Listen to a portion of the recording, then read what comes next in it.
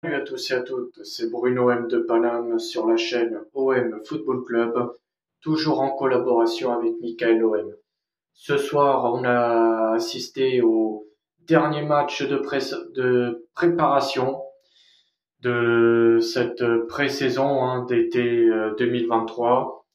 Nos Olympiens qui se sont inclinés 2 buts à 1 ce soir à domicile face à nos supporters, qui ont encore une fois mis une ambiance de dingue, voilà, qui ont encouragé, qui ont mis une ambiance de feu comme d'habitude au Vélodrome.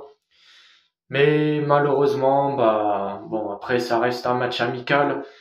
Les choses sérieuses commenceront la semaine prochaine, le mercredi 9 août, où nos Olympiens vont se déplacer en Grèce pour affronter le Panathinaikos pour le troisième tour de qualification pour la Ligue des Champions. Dans ce match-là, on a débuté dans un 4-2-3-1. Marcelino a voulu faire un 4-2-3-1 ce soir. Paul Lopez qui était dans les buts. La défense c'était Balerdi, Gigot. Le jeune Soglo qui était latéral gauche.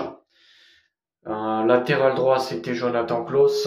Milieu de terrain, c'était Kondogbia, accompagné de Verretou.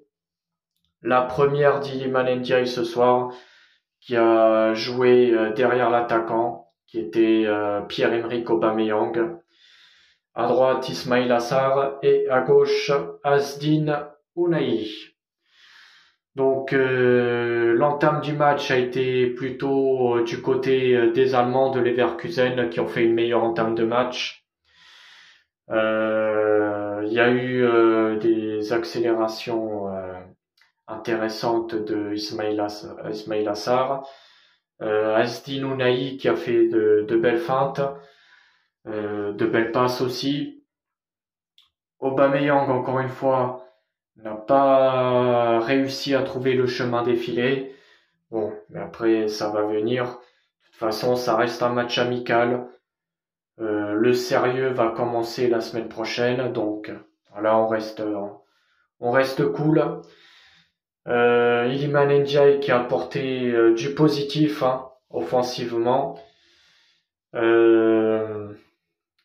Après les 2 buts qu'on se prend ce soir, bon, le premier c'était à la 15e minute sur un corner bien tiré. Paul Lopez fait sa sortie, pousse le ballon du point, mais malheureusement le ballon va sur un joueur de Leverkusen, c'est Ta, qui fait un coup de tête et qui pousse le ballon au fond des filets. La cage était déserte. Bon, la sortie de Paul Lopez n'a pas été réussite. Bon, là on peut dire que bon, ça peut arriver, mais par contre le deuxième but, là franchement ça a été une grosse erreur de Lopez, parce que Paul Lopez n'a pas été attentif sur son premier poteau. Amiri qui a été carrément un poison ce soir, qui nous a fait quand même du mal. Amiri, bah il tire un corner, un corner bien tiré, et le ballon va tout droit dans le but et au premier poteau. Et là franchement Paul Lopez aurait dû mieux se placer, parce que là le deuxième but c'est quand même de sa faute si on se le prend. Donc ça fait 2-0, on est mené 2-0 à la mi-temps. Amiri qui a aussi fait une grosse frappe devant le but, heureusement que Paul Lopez était bien placé. Amiri, ça a été quand même un poison ce soir. Ensuite, en deuxième mi-temps, bah, il y a des changements. Iliman Ndiaye, à un moment donné, fait, a une petite blessure, comme bien sûr le jeune latéral gauche Soglo. Donc Vitinha rentre à la place de Ndiaye. Renan Lodi qui a fait son entrée, qui a remplacé Soglo. Il y a eu l'entrée de Pape Gueye à la place de Gondogbia. Guendouzi aussi a fait son entrée. Harit aussi a fait son entrée en deuxième mi-temps.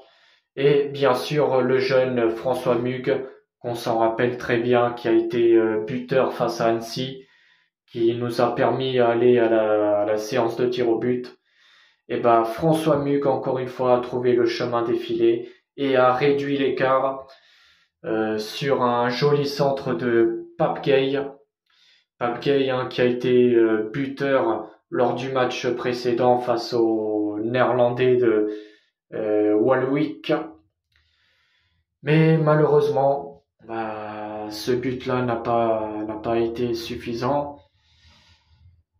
En fin de deuxième mi-temps, c'est sûr qu'on l'a poussé pas mal, mais malheureusement pour nous, on n'a pas réussi à trouver le but, trouver le chemin défilé pour marquer le but de l'égalisation.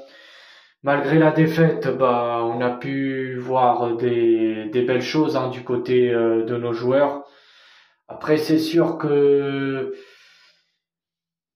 niveau gardien, on n'est pas bien servi parce que Paul Lopez et Ruben Blanco, ça reste quand même très limite. C'est des gardiens qui peuvent dépanner, mais quand c'est des matchs importants, ça reste quand même limite.